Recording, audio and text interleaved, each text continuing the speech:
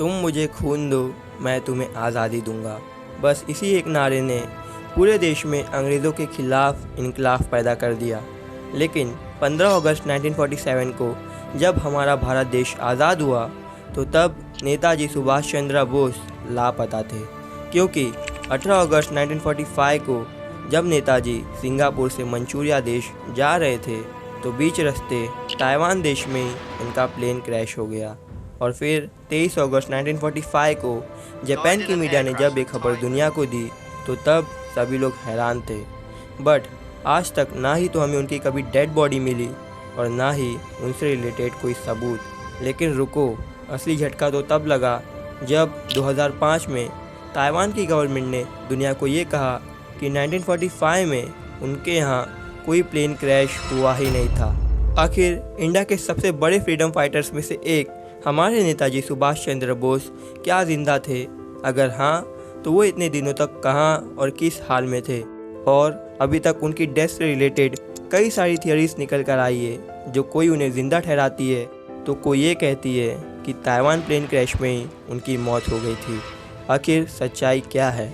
Well, वो जानने के लिए देखते रहो ये वीडियो एंड तक। सो हेलो, मैं साथ and let's find out.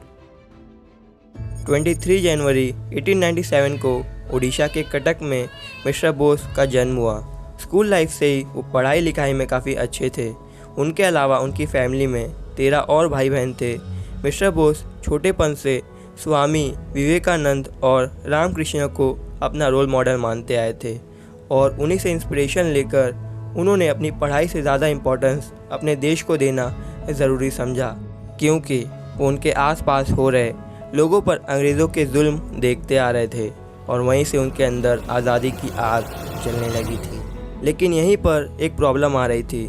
Mahatma Gandhi ji हिंसा को बिल्कुल भी सपोर्ट नहीं करते थे और मिस्टर बोस का मानना था कि अंग्रेज़ी हुकूमत से आज़ादी हमें अहिंसा से बिल्कुल भी नहीं मिलने वाली, उसके लिए हमें हथियार उठाना ही पड़ेगा। और बस यही रीज़न था कि गांधी जी और मिस्टर बोस के रास्ते आज़ादी के लिए अलग हो गए थे। अब 1921 में अंग्रेज़ों की लड़ाई में यूथ को मोटिवेट करने के लिए उन्होंने स्वराज नाम का न्यूज़पेपर भी पब्लिश किया और फिर 1930 में अच्छी लीडरशिप सीखने के लिए वो यूरोप निकल लिए। वहाँ से लौटने के बाद जब वो इंडिया आए तो उन्होंने कई सारे पावरफुल देशों में जाकर अंग्रेज़ों के खिलाफ लड़ाई में मदद मांगी। फिर 1941 में अंग्रेज़ों का सबसे बड़ा दुश्मन जर्मनी का तानाशाह हिटलर मिस्टर बोस की रिक्वेस्ट पर इंडिया की मदद करने के लिए तैयार हो गया था। बट वर्ल्ड वॉर 2 में अपनी हार बहुत ही करीब देखकर उसने मदद करने से साफ इनकार कर दिया।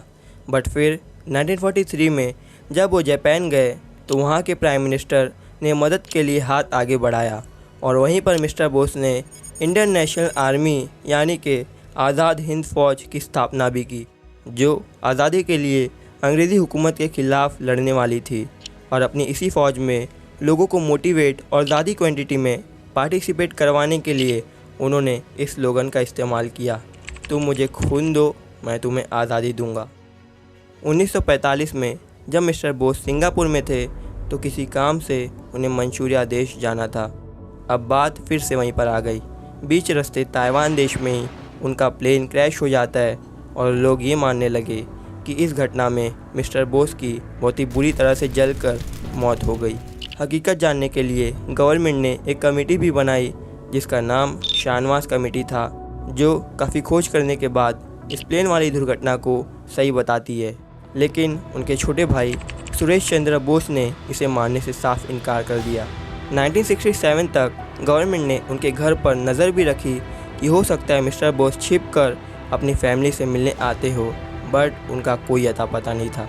और दुनिया को असली हैरानी तब हुई जब 2005 में ताइवान की गवर्नमेंट ने ये कहा कि 1945 में उनके यहाँ कोई प्लेन क्रैश हुआ ही नहीं था। और आज तक उनकी डेथ एक मिस्ट्री बनी हुई है, जिसे कई सारे लोगों ने सुलझाने की कोशिश तो की, बट वो सभी लोग फेल हो गए। सो फ्रेंड्स, अभी के लिए सिर्फ इतना ही। अगर ये वीडियो आपको थोड़ा सा भी कुछ सिखा गई हो तो प्लीज़ लाइक एंड सब्सक्राइब करना मत भूलना। तब तक के लिए जय हिंद।